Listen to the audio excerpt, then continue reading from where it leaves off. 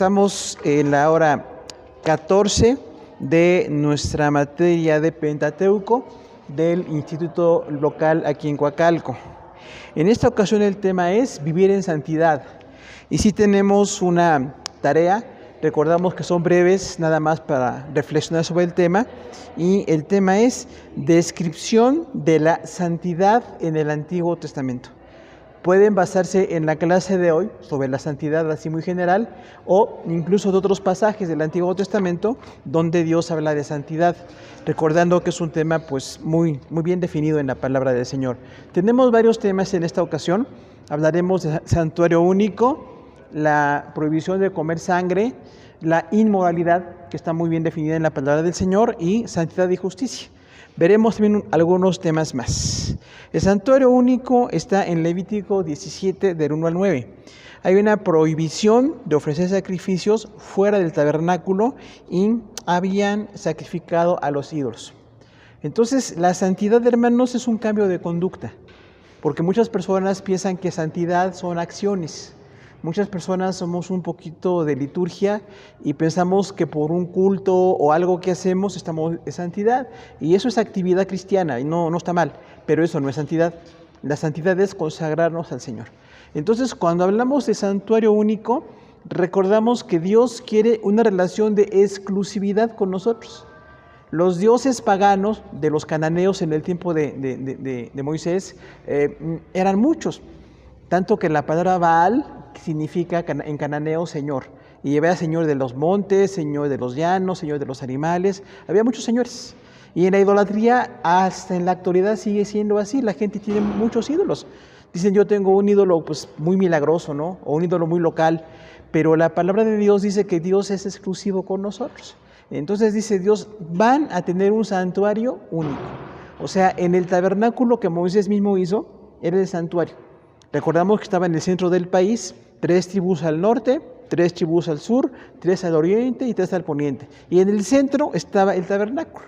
Esto habla de la centralidad de la santidad, o sea, Dios quiere que seamos santos. Nuestra conducta tiene que ser diferente, no nada más por un culto o una adoración o talentos, sino nuestra forma de vivir. Eso es la santidad. Ahora, la prohibición de comer sangre está en Levítico 17, de 10 al 16. Es un asunto muy religioso, ¿no? Hay un mandamiento dado a los extranjeros que moraban en Israel. Era abominación comer un animal muerto de manera natural. O sea, en algún momento la idea de comer sangre es muy religiosa. De hecho, ustedes saben que algunos de los faraones y emperadores también de Roma comían sangre. Y al comer sangre estaban indicando que ellos eran dioses. Entonces, por eso es que se prohíbe comer sangre. Hay incluso por ahí una secta actualmente que dice que no nos pongan transfusiones. Dicen, porque es como comer sangre. Nada que ver. O sea, una transfusión es muy diferente. O si me ponen algún tipo de cuestión biológica, está bien. El comer sangre era un asunto muy religioso. Y decía Dios, bueno, esto como la gente piensa que la sangre la comen los dioses, ustedes no coman sangre. E incluso en el Nuevo Testamento, en Hechos, también dice que los cristianos nos abstenemos de comer sangre. Que además de todo sabemos que es muy sucio, ¿no? Cómo la preparan y cómo la ponen a cuajar y cómo hay mucha contaminación en esto. Entonces es muy importante esta idea de la santidad. E incluso dice Dios, lo que ustedes coman representa qué tan limpios están delante de Dios. Decía ahí, no comas un animal mortecino. ¿Qué es un animal mortecino? ¿Alguien sabe? Que se murió. Eso quiere decir, un animal que se murió por alguna enfermedad. Cuando el animal se muere por enfermedad, ya está contaminado. ¿Se da cuenta?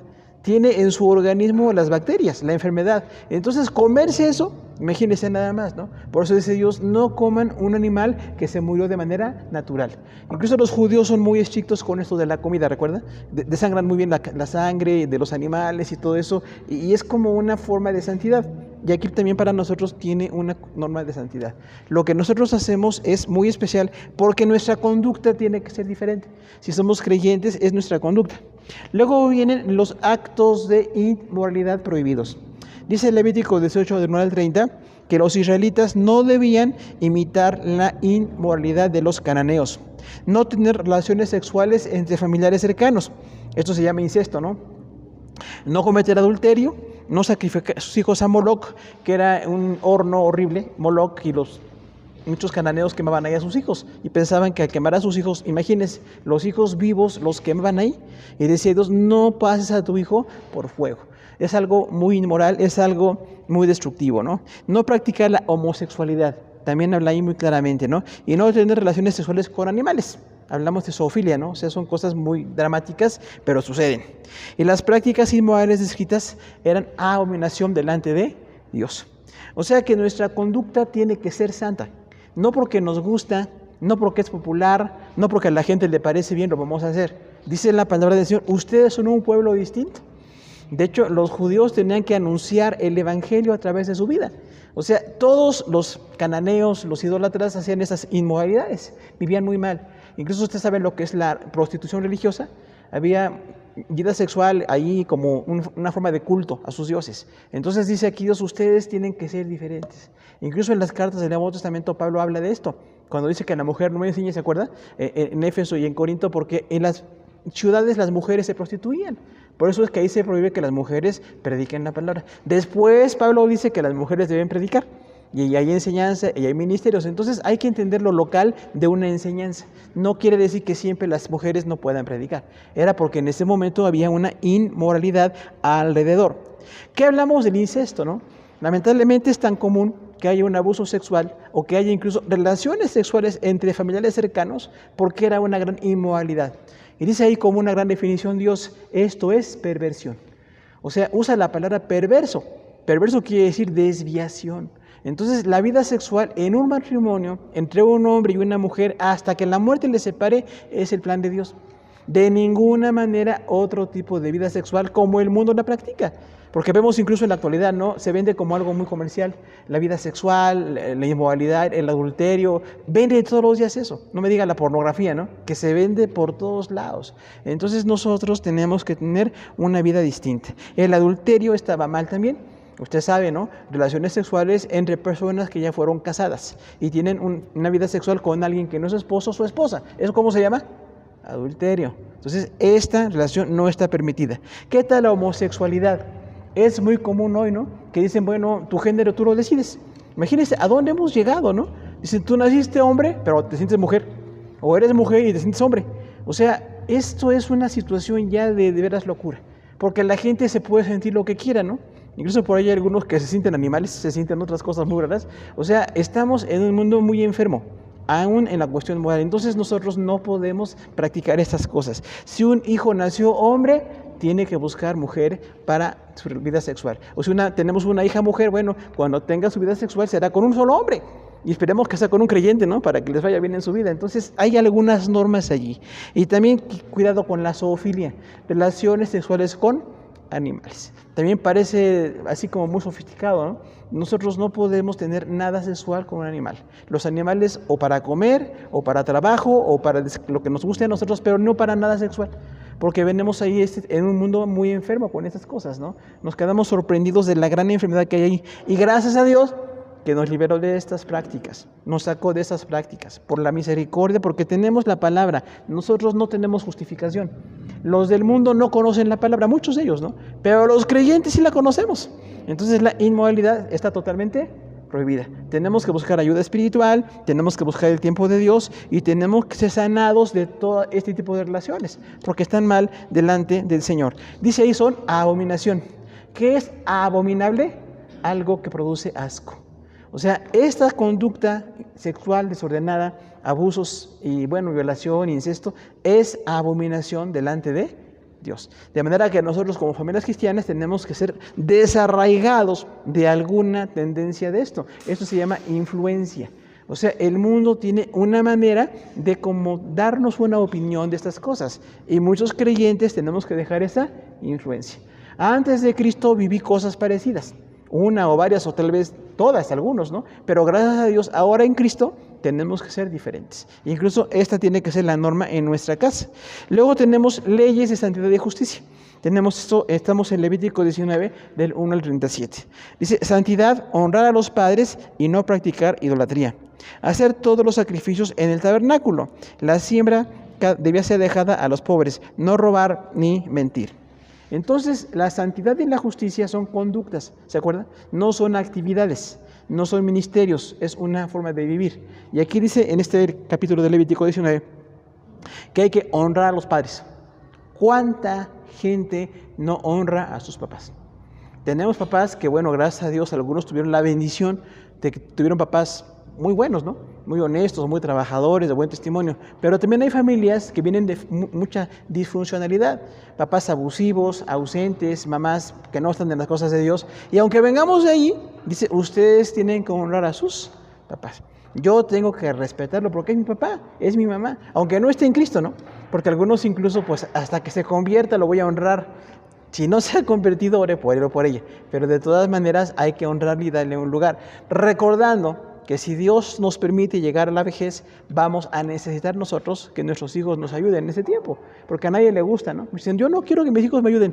Le van a ayudar. Cuanto más hay edad, hay debilidad, hay enfermedades, hay alguna situación complicada y nos tienen que ayudar nuestros hijos o nuestro esposo, nuestra esposa, ¿no? Entonces es muy importante que tengamos esta honra ahí en el hogar. Y también es muy importante, otra vez el tabernáculo. Dios es exclusivo. Yo creo que la santidad se puede traducir así. Dios es exclusivo. No puedo tener otro ídolo, no puedo hacer lo que yo quiera, no puedo hacer lo que el mundo hace, porque Dios me demanda exclusividad. Si soy su pueblo, yo tengo que ser diferente. Y esto es lo que dice la palabra. Otra cosa muy importante que dice aquí, cuando ustedes cosechen, dice, es muy común que se caiga algo de la cosecha, ¿no? Y dice, cuando algo se te caiga, no lo levantes. Déjalo para el pobre. O sea, esto es misericordia. Porque cuánta gente es sálvalo todo, ¿no? No quiere perder nada. Si todo es para mí, todo lo que yo coseché, yo trabajé, sí. Pero si algo se caía, decía ahí, deja que el pobre lo recoja. En el libro de Ruth se ve mucho eso, ¿no? ¿Se acuerda con Ruth? Que dice que estaban cosechando y dice que Ruth recogía lo que se caía. Eso era para los pobres, porque ella misma era pobre. Entonces, hacer misericordia con los que están más necesitados que nosotros. Porque aunque yo tenga dinero o no, estoy prosperando o no, de cualquier manera, hay siempre alguien más necesitado que yo. Y entonces puedo hacer misericordia con esas personas. Que hoy los tenemos siempre, ¿no? A los pobres siempre los tendremos, como dijo Jesús. Entonces hagan misericordia con ellos. No roben y no mientan. ¿Qué tal robar? O sea, tomar algo que no me gané, algo que no me corresponde, que no me asignaron. ¿Qué es eso? Robo. Porque la gente lo justifica mucho, ¿no? Dice, no, pues mi jefe tiene mucho dinero, pues yo le voy a quitar un poquito, no le afecta. No es que tenga mucho o poco el jefe o la familia o quien sea cercano a nosotros, no puedes robar. Todo lo que tengas en tu casa, te lo tienes que ganar. Es por tu trabajo, es por tu administración, es por lo que tú haces, pero nunca puedes robar.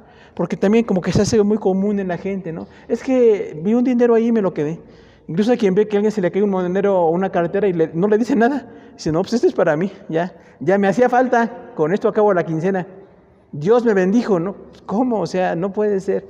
Hay de veras una inconsciencia, se llama conciencia cauterizada. O sea, tienen tapada la conciencia, literalmente, porque dice conciencia cauterizada. No es para mí.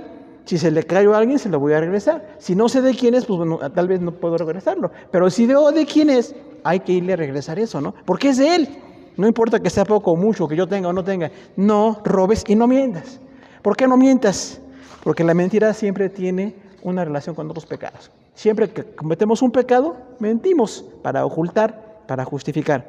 Dice ahí otra cosa, no juren falsamente, no opriman al prójimo, no maldigan al sordo, no pongan tropiezo al ciego, no hagan injusticia en juicio, no chismeen, no aborrezcan al hermano, no se venguen, no guarden rencor, amen al prójimo.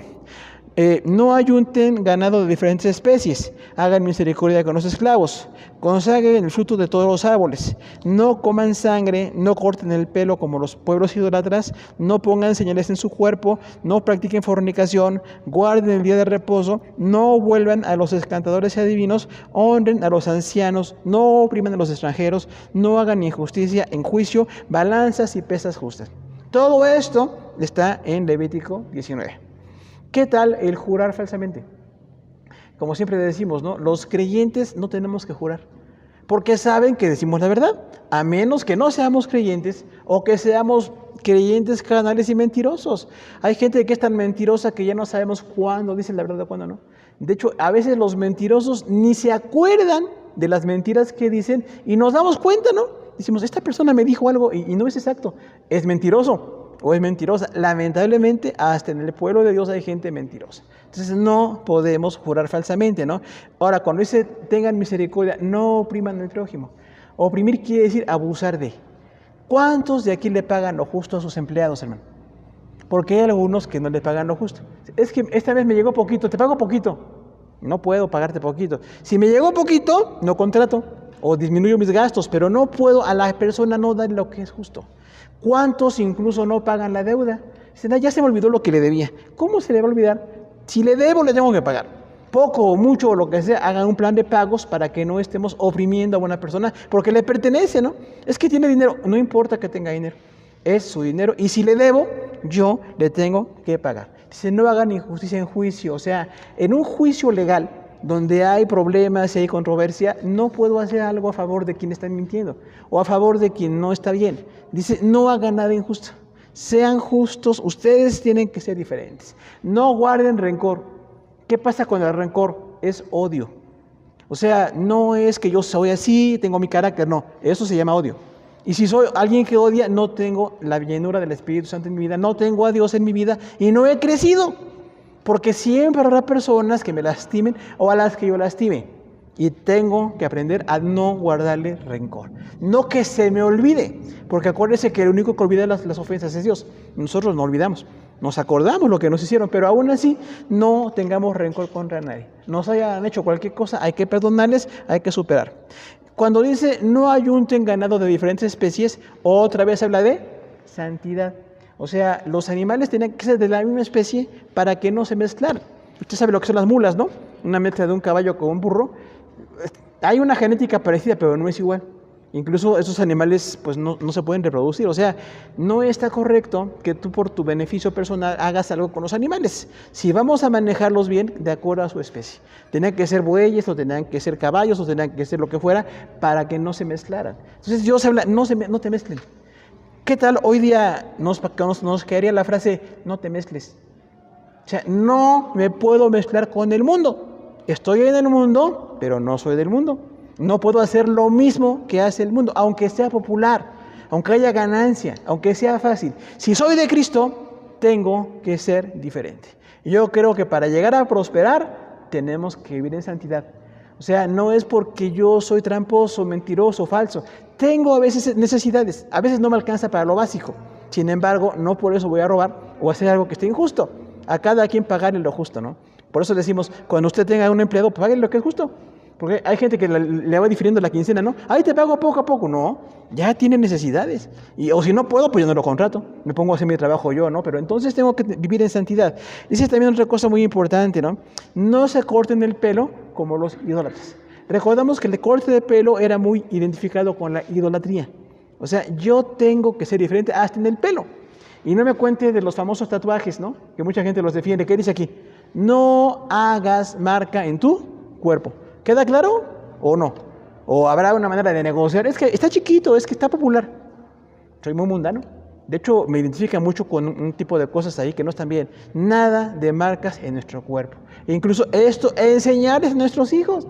Porque ellos son jóvenes y tienen otro tipo de dinámica, pero nosotros tenemos la santidad y marcar en lo que está bien delante del Señor. Honrar a los ancianos, no oprimir a los extranjeros y no hacer justicia, juicio justo y balanzas justas. Recuerda que las balanzas las hacían de manera muy artesanal. Entonces no era como hoy tan exacto, no electrónico. Y había gente muy tramposa. Dice, te estoy vendiendo tanto y era menos. La pesaba menos. O estaba ahí con algo falso, ¿no? ¿Cuánta gente hace eso? De dar lo que no es. Y eso se llama injusticia, hermano. O sea, yo no puedo hacer eso. Aunque gane poco, gane mucho, mi negocio vaya arriba, vaya abajo, yo voy a pagar sin pelo justo. De hecho, cuando usted es justo, va a tener más gente que lo contrate, porque saben que usted es justo. Pero si saben que es injusto, pero dejan de contratar, porque saben que usted abusó de alguna manera. Hay otra cosa más, penas por actos de inmoralidad. Levítico 20, quienes ofrecieran sus hijos a Moloc sean apedreados. El castigo por consultar a divinos debían ser expulsados de Israel, y quien maldijera a su padre o a su madre debía morir. Los adúlteros debían morir. Se prohíben relaciones sexuales con parientes, la homosexualidad y la zoofilia. Se prohíben relaciones sexuales con familiares, llamado a la obediencia y no invocar a los espíritus de los muertos. Esto repite los actos de inmoralidad que tenemos aquí. A veces la ley es repetitiva. ¿Por qué? Porque hay que entenderla bien. Recuerda que la mente judía es de mucha repetición. Ellos tienen mucho la idea de repetir la idea para poder entender. Nosotros tenemos occidentales, tenemos otra idea del arte y de la música y de la poesía, pero para ellos era la repetición. Y la misma idea de lo sexual dice, tienen ustedes que abstenerse de fornicación. No hay justificación nunca para la fornicación ni para el adulterio, a menos que no estemos en Dios. Entonces dice claramente, ustedes no practiquen adulterio. Otra vez, los hijos a Moloch. ¿Se acuerda que los hijos chiquitos los quemaban en ese horno? Era algo terrible. Y así pasa con los ídolos. Exigen cosas dolorosas. Imagínense el dolor de los niños al ser quemados y los llevaban sus papás. O sea, no era un accidente, no era un desconocido, eran sus papás. O sea que aquí los papás tenemos que revisar cómo estamos manejando a nuestros hijos. ¿Les estoy influyendo bien? Incluso ya los hijos luego son jóvenes y ellos deciden cuando siguen a Dios o no. Pero yo sigo siendo influencia. Yo tengo que marcar las cosas que están bien, las que están mal.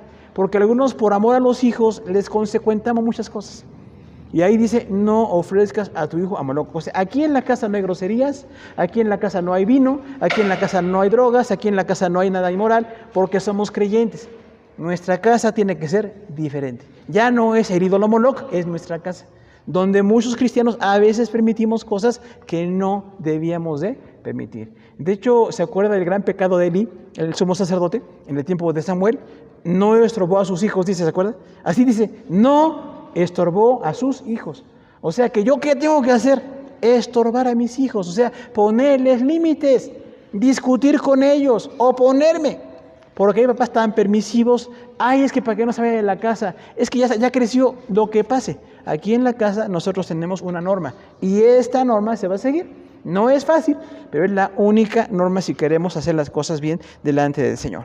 Ahora, otra vez se prohíbe el incesto, el adulterio y también hay un llamado a la obediencia, ¿no? No consultar a los muertos. ¿Qué tal la idolatría que tenemos en México y el espiritismo? Sabe que hasta es legado mundial, ¿no? El espiritismo de México. Es horrible consultar muertos. Sin embargo, a la gente le parece muy bien. Decimos, no, pues es que va a venir, ahora en esos días exactamente, ¿no? Viene el espíritu de quién sabe quién, prepárale comida. Hermano, las cosas es en vida. No andemos haciendo ahí altares ya que se murió la persona, ¿no? Y entonces la gente como que tiene mucho la tendencia a esta idolatría. Por eso nos da mucho trabajo, ¿no? Porque en México es una cosa arraigadísima y nos ven raros, ¿no? Si tú no haces tu ofrenda, no le das a los muertos, no vas al panteón en tal día, pues no. Yo tengo otra manera de honrar a mis muertos, que es vivir en justicia. No una fiesta, no permisividad, no cosas que no, porque al mundo le encanta todo esto. Y no me cuente después la borrachera que hay en los panteones, ¿no? O de ahí hacen bailes y cosas, o sea, es totalmente carnal y mundano. No es cierto que es patrimonio y que son los muertos, o honras a tus familiares, no es cierto, es idolatría. Y además muchos luego también consultan a los muertos. Tienen ahí otro tipo de cosas de idolatría y cosas muy malas. Ahora, luego viene la santidad de los sacerdotes, Levítico 21. Dice que los sacerdotes no debían contaminarse con muertos por el pueblo. Los sacerdotes podían contaminarse por familiares directos muertos, no marcar su cuerpo, evitar relaciones sexuales con prostitutas. Los hijos de los sacerdotes debían evitar la fornicación. O sea, los que sirven a Dios, pues con más razón, si el pueblo de Dios tiene normas altas, los que pretendemos servir a Dios, las tenemos más altas. Porque tenemos que vivir en santidad. No se puede que alguien diga, yo sirvo a Dios y vivo mal. No se puede. Y de hecho mucha gente lo hace, ¿no? Dice que el sumo sacerdote no se podía casar con mujeres repudiadas y era necesario que los sacerdotes fueran hombres santos. Esto está en la palabra. No inventamos nada. Recuerda, la buena exégesis es qué dice la palabra. Y aquí dice que los sacerdotes tenían que vivir en santidad. O sea, si estaban en las cosas de Dios, cada día en sacrificios, cada día ofrendas, oraciones, ellos mismos tenían que estar en las cosas de Dios. Ahora, nosotros no todos los que somos de tiempo completo en la iglesia, toda la iglesia es sierva del Señor. Y todos ustedes como creyentes aquí en la iglesia tenemos que tener normas más altas. Porque mucha gente se conforma y dice, es que es muy común, es muy popular. Para que no quedes mal, deja que pase, no pasa nada. No, hermano, o estamos o no estamos. Y dice ahí claramente, ustedes tienen que ser diferentes. Incluso no casarse con una mujer repudiada se refiere a las mujeres que no tienen vida moral correcta. Había personas así, no tenían una vida ordenada. Entonces dice, el sumo sacerdote no puede hacer eso. Si enviudaba o una cosa así, tenía que casarse con una mujer sola. Entonces incluso esto se permanece en el Nuevo Testamento. Hay algunos pequeños cambios, no somos sumos sacerdotes, pero igual, en la vida sexual de los cristianos tenemos que estar bien. Luego viene la santidad de las ofrendas, capítulo 22. Los sacerdotes debían tener pureza ceremonial, salud e higiene especial. Los extranjeros no podían comer cosas sagradas. Los animales para los sacrificios tenían que ser perfectos. Estos sacrificios, que son 5, el Levítico habla de 5 sacrificios, 5 ofrendas, hablan de la relación con Dios. Y mi relación con Dios tiene que ser perfecta. Si no tengo una relación perfecta, no tengo relación con Dios. O es al 100 o no es nada. Con Dios 99 es nada. Porque aquí dice claramente, ustedes están consagrados a Dios, judíos. Lo escribió Moisés, lo dirigió el Espíritu Santo, pero habla muy claramente, ustedes no pueden ser como el mundo. Ustedes no pueden ser como las personas que no están en las cosas de Dios. Dice incluso que el sacerdote tendría que bañarse antes de una ceremonia especial. O sea, recordemos la falta de higiene. Estaban en el desierto, 2 millones de personas ahí con muchas necesidades y decía que entonces para que no te contamines y contamines a otros, mantén una higiene personal siempre. Ahora, la higiene personal es exactamente igual en el Nuevo Testamento.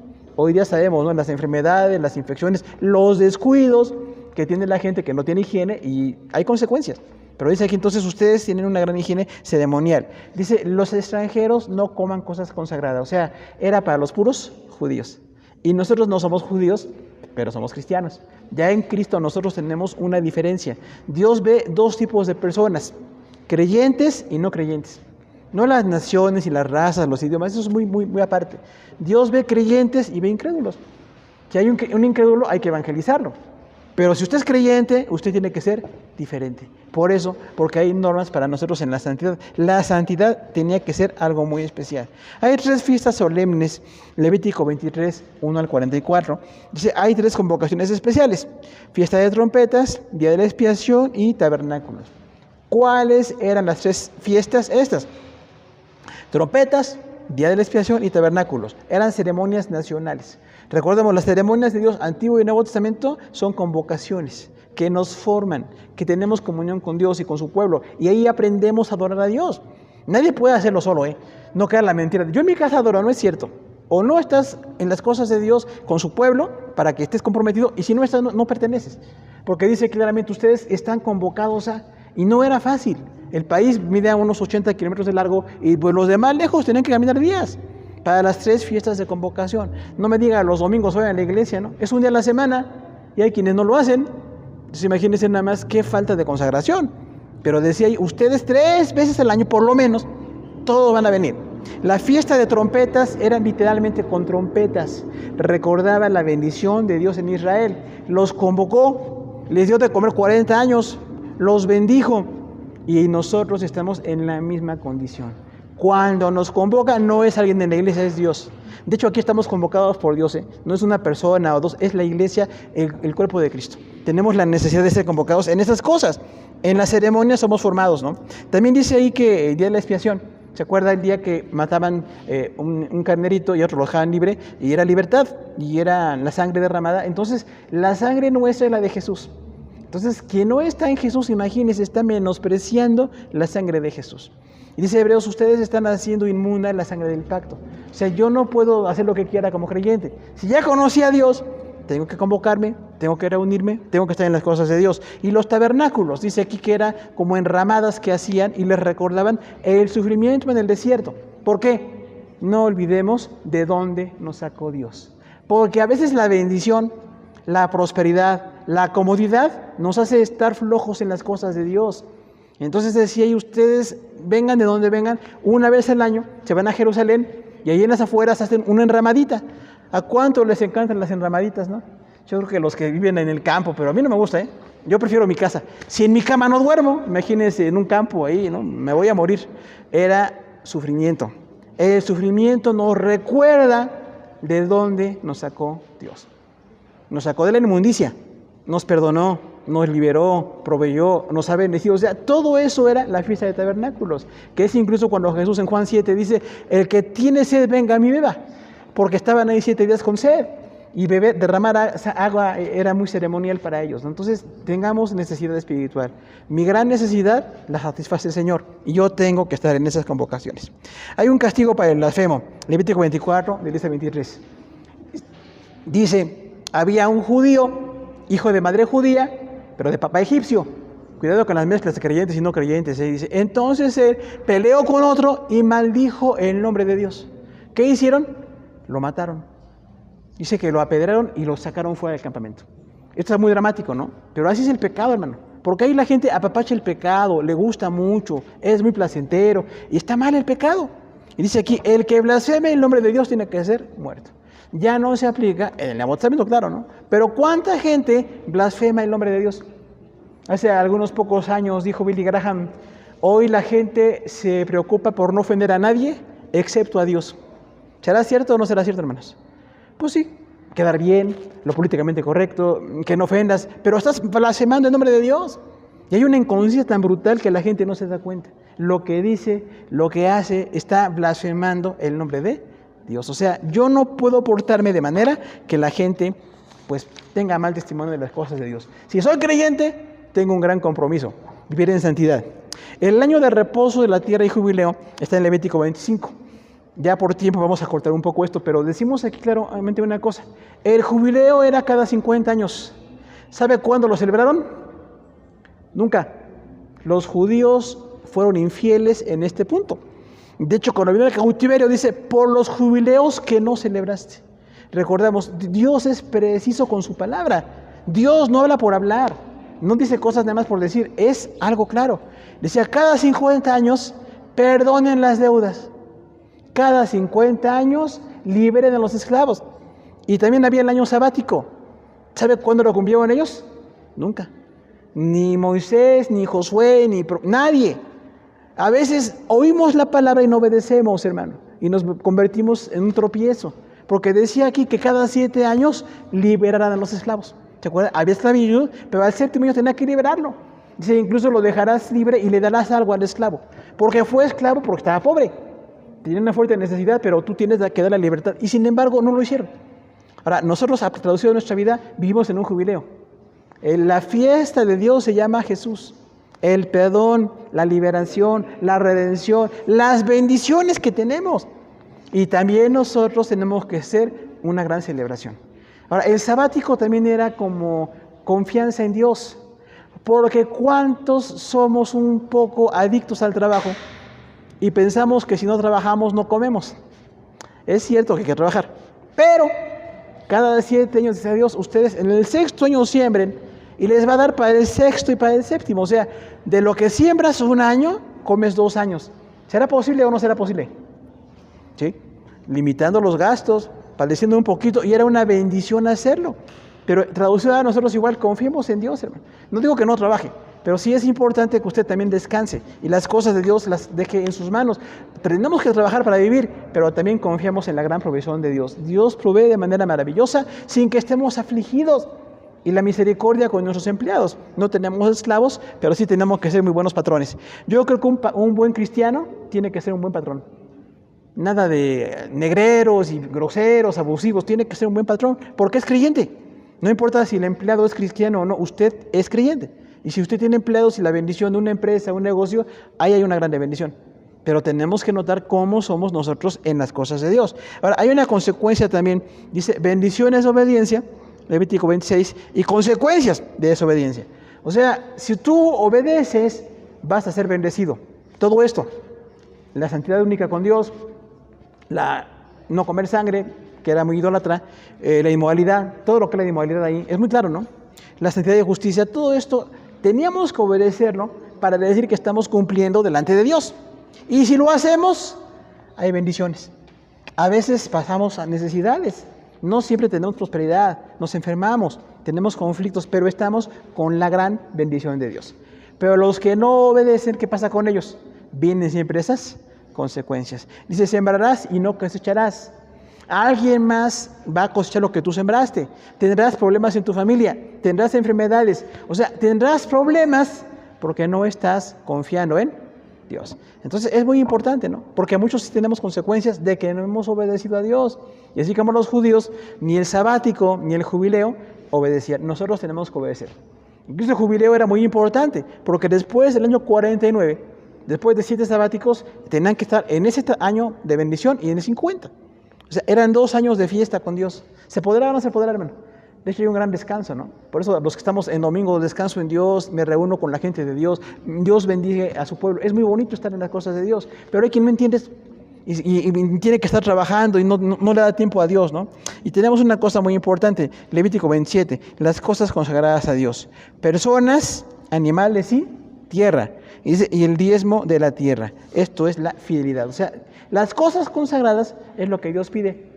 ¿Se acuerda que dice aquí Dios, cada sacerdote de Leví era consagrado a Dios? Pero también cada hombre o cada mujer, cada familia tenía que estar consagrado a Dios. No nada más los que estaban en el ministerio, todo el pueblo de Israel tenía que estar consagrado a Dios. Y traducido a la iglesia, también nosotros estamos consagrados a Dios. No nada más porque alguien está de tiempo completo o porque tiene años en el Evangelio, todos nosotros somos una ofrenda para Dios. Dice, y Dios aquí, usted van a dedicar personas, pero también van a dedicar animales. Las 5 ofrendas eran con animales. Si lo que Dios pide, aunque me cueste, lo tengo que dar. Porque ahí hay una fidelidad con Dios. No nada más es recibir, yo tengo que dar. Hay gente que nada más busca a Dios para pedirle. Dice aquí, vas a pedir, pero tienes que dar. Tienes que estar comprometido con las cosas de Dios. Y también dice, además de esto, la tierra. Hay un diezmo de la tierra, dice Dios, de la cosecha vas a dar una parte para la obra de Dios. Y esto es una grande, grande bendición. Pues hermanos, terminamos la hora 14 de Pentateuco. Agradecemos a todos su atención. Dios les siga bendiciendo.